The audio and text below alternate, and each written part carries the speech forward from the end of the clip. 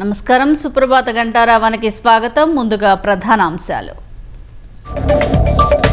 తూర్పు నుంచి పశ్చిమ భారతానికి కనెక్టివిటీ పెంచాలన్న సీఎం. రోడ్డు రైలు ప్రాజెక్టులతో అనుసంధానించాలని నిర్దేశం.